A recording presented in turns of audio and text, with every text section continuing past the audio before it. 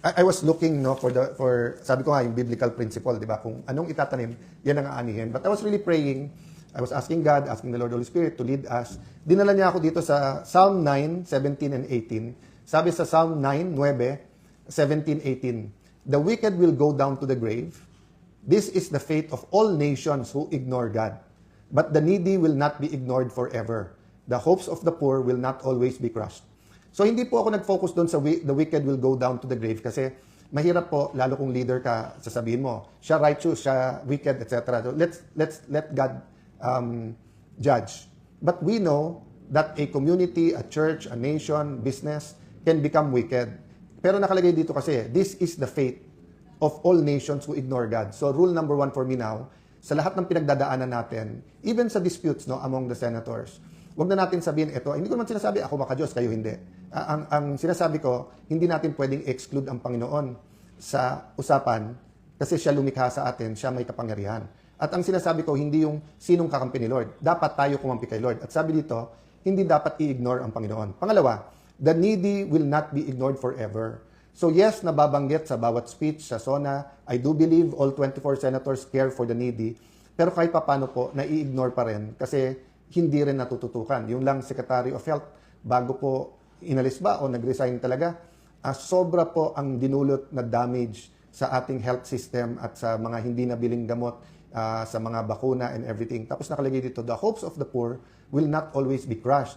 So hindi sinabi dito na meron may hope, meron wala. Ang sinasabi minsan, nakra-crush. Diba? Tama, diba? Kasi kung halimbawa po, kapatid mo o anak mo, nagkasakit, namatay dahil walang gamot, or gutom na gutom, na bansot, na stunt, o kaya hindi nakapasok sa trabaho or naging baldado dahil nga sa malnourishment, sa sobrang malnourished na, nakra-crush yung hope ng tao. So, yun po ang pakiusap ko sa buong Senado, even kay Senator Lacson, even po sa lahat ng nanonood dito. Let us be bringers of hope. I have no problem finding a solution na matuloy lahat ng investigasyon. Hindi lang Senado ang pwede mag-imbestiga, pero dapat din mag-imbestiga ang Senado. Pero hindi venue ang Senado na magtirahan ang bawat senador kasi kung hindi, wala na tayong magagawa. Pero hindi mo rin masisi ang isang senador, kasama na ako doon, na kung tatargetin nyo doon, magdidebate talaga tayo araw-araw kasi nga, kailangan ko ano ilalabas nyo sa akin, may ilalabas din ako. At wag nyo pong sisisihin if we will defend ourselves because we cannot defend the nation if we cannot defend ourselves. Diba? You want us to lose credibility para hindi kami pwedeng tumayo para sa ating bansa. Tapos kami ang sisisihin nyo pagka yung credibility nyo ay apektado. So kung gusto nyo, 0-0, start tayo from scratch. But what's the point? The point is, let's all start from the basis of truth. And kaya nga tayo nagdadasal bago magsesyon. In the hopes na ang manaig, hindi yung gusto natin, pero gusto ng Diyos. So salamat ulit sa lahat ng ating mga kababayan and I hope to find the time by Sunday o before Sunday sa mga recap. And pasensya na po kayo kung ang laman parati ng news ay bangayan ng mga senador rather than yung napaka-importante na unang pangangailangan ng ating mga kababayan. Lastly, sa mga senador na nag-a-act ng peacemakers, blessed are the peacemakers. So, ang Diyos na ang maggantimpala sa inyo. So, kung nami-misinterpret ang sinasabi nyo at nagagamit sa mali ang word na ceasefire o ilagay natin sa tama, mga kasama, ibang-iba po ang areglo ang ceasefire yung sa sinasabi. So, ang sinasabi lang, ilagay natin sa tama para hindi maantala ang trabaho. Diba? So, ito magandang example. Diba sabi ng isang senador, pwede ba kapag iba ang pag-uusapan, wag na dito sa impeachment court. Tapos sabi ni Senator Escudero, dahil meron naman sesyon, doon natin i-bring up sa sesyon. So, hindi sinabing wag. Hindi sinabing walang karapatan, hindi sinabing ceasefire. Ang sinabi lang, ilagay natin sa ayos. At siguro, doon na misinterpret ni Senator Lacson na sinabing, ang feeling niya, nagsasabing, tumahimik ka na. Wala po, kahit kami hindi namin hiningi na tumahimik na. Ang sinasabi lang namin, gawing specific yung allegation, ilagay sa tama. Pero yung araw-araw na general allegation, it's unfair to everyone. No? God bless you guys. Magandang hapon sa inyong lahat. Magandang hapon po sa ating lahat.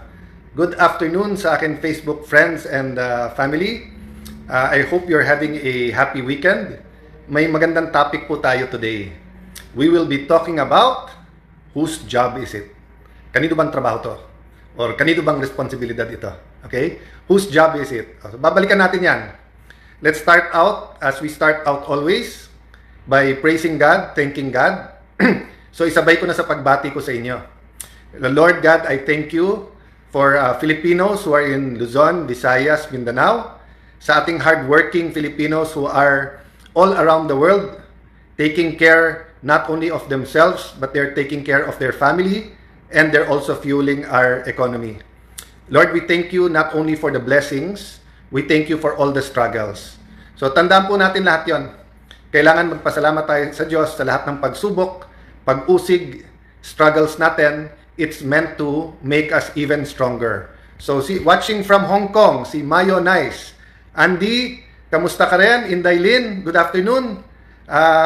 Dedumo, Male, Yao, Arl. Yan. Nympha, De Guspas, hello ulit. Thank you for being consistent sa ating pong vlog at pangangamusta dito po sa Facebook. Harry Viduya, Romel Guevara, magandang hapon sa inyo. So let's always start with a grateful heart. Alam ko po na kapag may problema, family problems, relationships, lalong-lalo po pagka meron may sakit, ang taas ng presyo ng kuryente ngayon, so kung panahon magbayad ng bill, end of the month, start of the month, so nakuha yung sweldo pero hindi pa nabibilang, ubos na. Challenges cannot be underestimated. You know what? One thing I learned, kasi nag-start ako bilang konsehal before becoming congressman, senator, speaker, Secretary of Foreign Affairs, and Senate President. Bilang mga konsehal, ang kaibahan kasi, walang problemang maliit. Diba? So, for example, minsan pag nasa Senate ka, parang may hingi sa'yo ng tulong for tuition. O kaya meron siyang may sakit na kulang yung pang-opera o kulang sa gamot.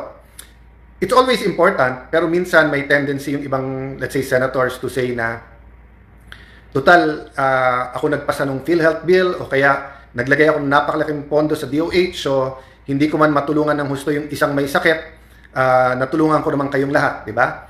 Or minsan pag speaker ka, napakalaking pondo, napakaraming batas na naayos mo.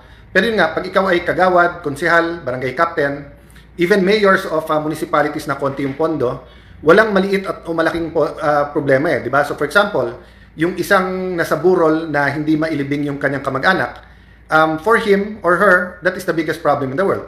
Di ba? Kung nanay mo o asawa mo kailangan ng chemotherapy at kulang, hindi mo naman intindihan yung pondo ng PhilHealth o yung kalagayan ng healthcare sa buong Pilipinas. Ang pinaka-importante sa iyo, yung paano mapagamot yung kamag-anak mong may sakit, di ba? So, yun po ang isang benefit ng nakapag-local at nakapag-national. Mababalance mo na, yes, the higher your position, the more you can do, but the more na nasa grassroots ka, the more na alam mo na every single problem is a big problem. So the question is, whose job is it? So let me go back in time. Alam nyo po, nung dumami yung Christian sa period po ng Rome, di ba sa Roman Empire, they took care, of course, of the officials. Di ba? Yung mga nobles nila, yung si Caesar, mga senators nila, and isang inaalaga nila, mga sundalo nila. Kasi syempre, as they conquer other places, then they plunder it. Ibig sabihin, kinukuha yung mga kayamanan. May reward yung mga yan, whether lupain or whether babayaran sila or share of yung mga na-plunder nila. In modern times, parang lahat inaasa natin sa gobyerno, lalo sa socialist government, di ba? Sa capitalist governments, democracy, halos parang socialism na rin minsan na free education, health, yung mga kalye, etc. Pero may halo, di ba? For example, sa atin, yung mga pinaka-convenient natin na highways, panay toll road, may bayad din. Unlike, for example, sa US, kaya nga freeway, dahil libre siya, di ba? NJ Alamia, labanan mo sila, Senator, kahit ikaw lang mag-isa. NJ, thank you po sa iyong paalala. Sinabi din sa akin ni Bishop Bam, kung tawagin po namin, si Bishop Oriel, pinaalala niya sa akin na kung may mission sa'yo si Lord, kahit mag-isa lumaban. So pag-pray niyo po ako, pag-pray niyo po ang ating bansa, we will continue to advocate, we'll continue to, basta ang prayer ko, ilagay ako ni Lord kung saan niya gusto.